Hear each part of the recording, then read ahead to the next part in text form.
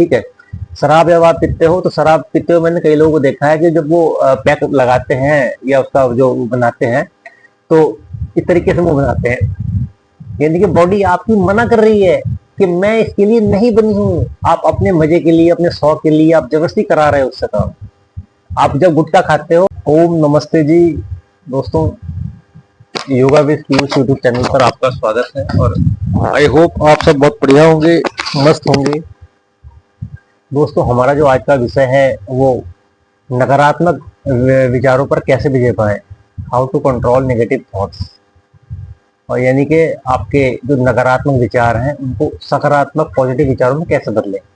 दोस्तों ये आजकल मुझे लगता है कि 98% लोगों की यही कहानी है कि हमेशा जो भी विचार आते हैं उनमें सबसे पहले गंदे विचार या भ्रष्ट करने वाले या फिर नुकसान देने वाले नेगेटिव थॉट्स आते हैं, जिसमें आपके काम से, ईर्ष्या से, अभिमान से या जो भी हानिकारक विचार है ना उनको हम नकारात्मक विचार कहते हैं।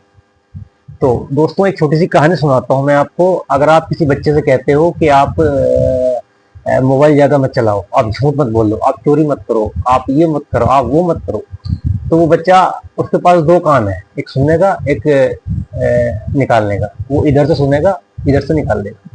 लेकिन आप अगर किसी कहानी के माध्यम से, किसी बहाने से उसको ये समझाते हो कि गांव में एक भेड़िया आ गया था और एक बार ऐसे किसी व्यक्ति ने फर्जी अफवाह उठाई कि भेड़िया भेड़िया, सब लोग इकट्ठा हुए और वो सब चले गए। अगली बार फिर उसने ऐसी ही अफवाह उठाई कि भेड़िया भेड़िया, फिर उसके बाद लोगों को ये लगा कि ये तो वैसे खाली पीली बकवास करता है। अगली बार जब सच में भेड़िया आया तो उसके पास कोई भी नहीं आया, है ना। तो ये कहानी आप सुनाते हो तो बच्चा समझ जाता है, ठीक है।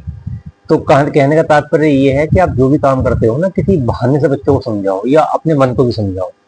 कहानी दोस्तों उस समय की है जब युधिष्ठिर के जुए में सब कुछ हार जाने के बाद चंद्रवंशी पांडव जो परम प्रतापी और अजेय थे, जिनको बल से हराना लगभग नामुमकिन था, तो उनको छल से हराया गया। और युधिष्ठिर के गलत प्रत्यय यानी कि जुआ खेलने की वजह से अर्जुन जैसे धनुर्धारी जो आंख नीच कर मछली की आंख पर निशाना लगाते थे, और भीम जैसे बलशाली जिन्होंने अपना गोडा मारकर हरिद्वार में पानी निकाल दिया था धरती से, वो स्थान आज भी है भीम गोडा। तो दोस्तों कहने का सार ये है कि गलत स्वभाव, गलत आचरण की वजह से महान व्यक्तियों को भी दर्द कष्ट भोगना पड़ता है। तो पांडवों के बुरे दिन चल रहे थे, उनको काफी तकलीफें और काफी समस्याओं से गुजरना पड़ रहा था दोस्तों। तो अब कुछ परीक्षाएं युधिष्ठिर की भी हुई। आपने सुना होगा कि युधिष्ठिर से यक्ष ने काफी प्रश्न पूछे थे। कुछ प्रश्नों में कुछ प्रश्न ये थे कि धरती से बड़ा कौन, आकाश से बड़ा कौन, अग्नि से तीव्र कौन, और जल से पतला कौन, मन से गहरा कौन। उन्हीं क्वेश्चनों में एक प्रश्न दोस्तों ये भी था कि चांदी की एक मुद्रा है, यानी कि चांदी का एक सिक्का है, उस पर एक बड़ी चट्टान, जो स्टोन की एक बहुत बड़ी रॉक होती है, वो टिकी हुई है। इसका क्या मतलब है? यक्ष ने युधिष्ठिर से पूछा है क्वेश्चन। युधिष्ठिर महाविद्वान था, लेकिन गलत आचरण की वजह से जुआ खेला और फिर सब कुछ हार गया, पत्नी को भी हार गया। तो दोस्तों युधिष्ठिर ने उत्तर दिया उसका कि जो धर्म है, यानी कि जो सत्यता है, वो चांदी का सिक्का है, और जो बड़ी सी चट्टान है वो नकारात्मकता है, यानी कि अधर्म है। यानी कि अधर्म या नेगेटिविटी चाहे जितनी बड़ी हो, अगर वो चांदी के सिक्के पर भी टिकी हुई है, एक छोटे से कॉइन्स पर, तो भी जीत उसी की होती है। तो तात्पर्य दोस्तों ये है कि आपके अंदर अगर 1% भी सत्यता है तो आप जरूर अपने जीवन में कामयाब होगे और आपकी जीत होगी। आप नकारात्मक नेगेटिव थॉट्स को हराओगे और आपके पॉजिटिव थॉट्स की जीत होगी। तो दोस्तों पॉइंट्स ऑफ व्यू पे सीधा आता हूँ। मैंने कहानी के माध्यम से आपको समझाया है मन, जिसको बिना लगाम का घोड़ा बताया गया है, ठीक है। उसमें लगाम नहीं है, न स्टीयरिंग है, न रिमोट कंट्रोल है, कुछ भी नहीं है। उसमें हर रोज असंख्य विचार आते हैं। वैज्ञानिक भी बताते हैं कि मन में लगभग 60,000 विचार रोज आते हैं। अब दोस्तों उनको पॉजिटिव चीजों में कैसे कन्वर्ट करना है, ये एक जीवन जीने की कला है, ठीक है। मैं वही आपसे बात करने वाला हूँ।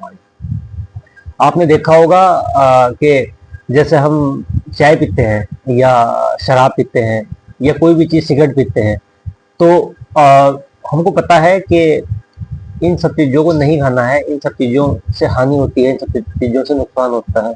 तो फिर भी दोस्तों हम उनकी ओर ज्यादा अट्रैक्ट हो जाते हैं।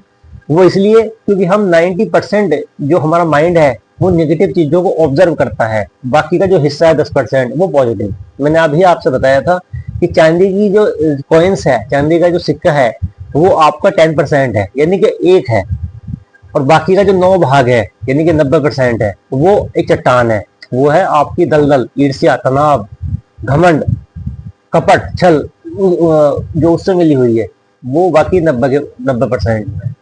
अब दोस्तों आपको अपने मन में ऐसा मंथन करना है जैसे समुद्र मंथन हुआ था कि नकारात्मक चीजें राक्षसों के हिस्से में गई थी और जो भी सकारात्मक चीजें थी वो सारी की सारी देवताओं के हिस्से में आई थी। जैसे इंद्र के हिस्से में घोड़ा आया था, सॉरी हाथी आया था, फिर घोड़ा आया था, फिर देवताओं के हिस्से में आपका अमृत आया था, और फिर और भी कई सारी चीजें आई थी।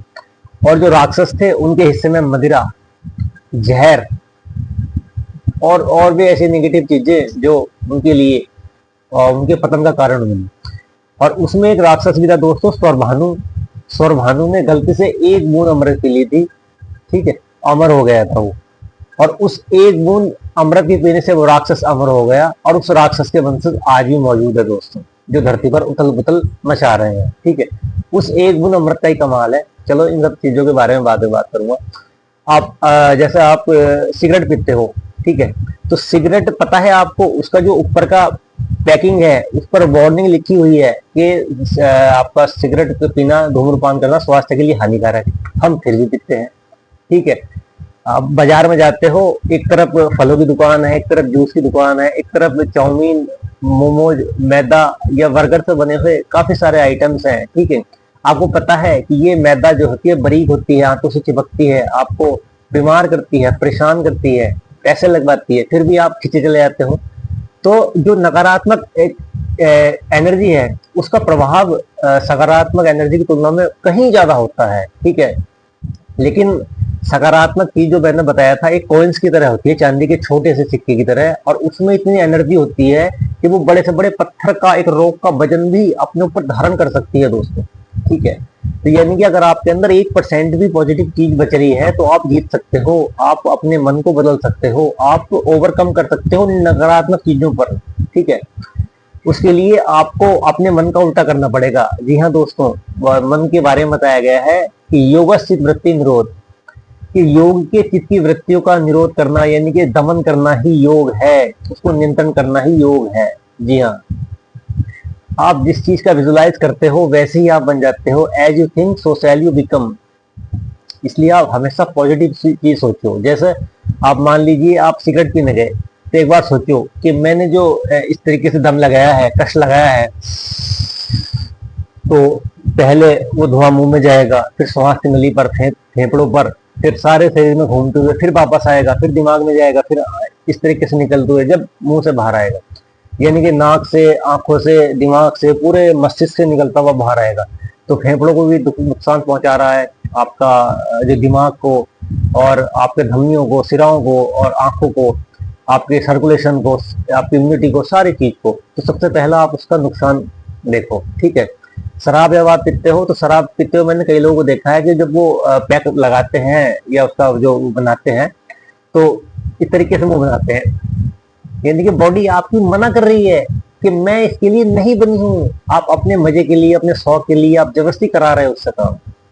आप जब गुटखा खाते हो तो गुटखा का जो वो पीप होता है वो थूकना पड़ता है बाहर की तरफ, थूकते हो ना, ऐसे करके थूकते हो, वो यही कारण है, बॉडी मना कर रही है उस चीज को, भाई मैं, ये चीजें मेरे लिए नहीं बनी है, आप जबरदस्ती मुझसे करा रहे हो इस काम को।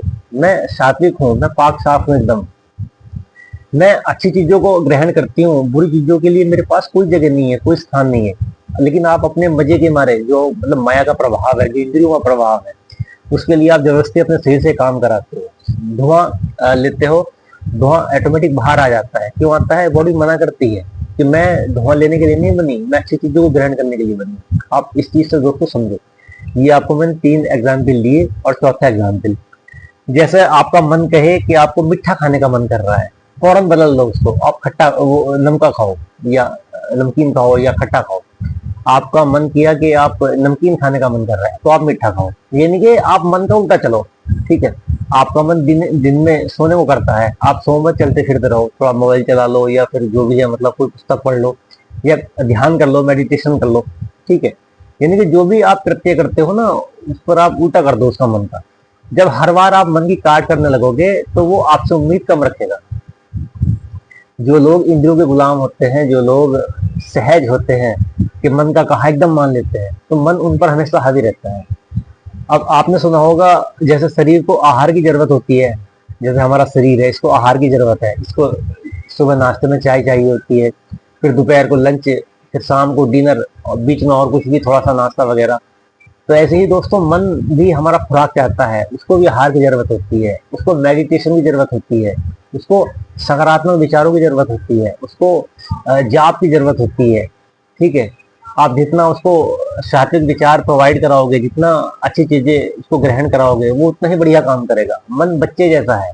ठीक है, बच्चे को देखा होगा आपने, जब 4 या 5 साल का होता है, 3 साल का, उसको जब भी पढ़ाने के लिए बढ़ाया जाता है, वो इसलिए, अगर आप उसको 10 साल को भी पढ़ाओगे तो फिर आप नहीं पढ़ा पाओगे उसको, बल्कि उल्टा वही पढ़ाएगा आपको। ठीक है, तो कहने का तात्पर्य दोस्तों ये है कि मन बच्चे जैसा है, उसको प्रारंभ से, स्टार्टिंग से ही कंट्रोल करना पड़ता है। आप थोड़ा थोड़ा ध्यान करो, थोड़ा थोड़ा मेडिटेशन करो आप। ठीक है, आप हर रोज थोड़ा सा अभ्यास करो। जैसे आप 4 सिगरेट पीते हो, तो आप कुछ दिन तक 3 पियो, फिर 2 पियो, फिर 1 पियो, फिर धीरे धीरे 4 दिन में पियो, फिर 8 दिन में पियो। इस तरीके से आपके शरीर पर भी जोर नहीं पड़ेगा और आप जो गंदी आदत को छोड़ भी दोगे। ये तो हो गया धूम्रपान का। अब दोस्तों, जैसे शरीर के रोग हैं, मैंने आपसे बताया था अभी कि जैसे हमारे शरीर को खुराक की आवश्यकता होती है, आहार की, वैसे ही मन को भी आहार चाहिए होता है, तो खुराक चाहिए होती है। वो खुराक है अच्छे विचार, मेडिटेशन, योगा, ध्यान। ये सारी चीजें दोस्तों मन की खुराक है। यानी कि अभ्यास, अभ्यास और वैराग्य, ये 2 चीजें मन को नियंत्रण में करती हैं दोस्तों।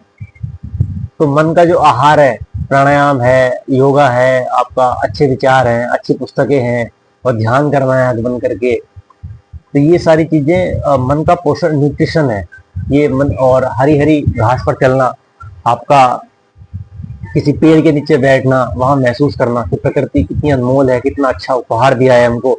ये पेड़ मुझसे बदले में कुछ भी उम्मीद नहीं रखता है, मुझे फल भी देता है, मुझे छाया भी देता है, मुझे ऑक्सीजन भी देता है। तो पेड़ से भी सीखो, फिर जानवरों से सीखो। आप, गाय है, अपना दूध नहीं पीती है, जो उसके बच्चे का दूध होता है, बछड़े का, वो भी आप पी लेते हो, या दूधिया को बेच देते हो, उनसे सीखो आप। नदी है, कभी अपना पानी नहीं पीती है। ठीक है, मधुमक्खी है, कभी अपना शहद नहीं खाती है। तो ऐसे ही दोस्तों, आप जब भी नेगेटिव विचार आपके मन में है, तो फौरन उसका उल्टा कर दो, फौरन अच्छा सोचना शुरू कर दो।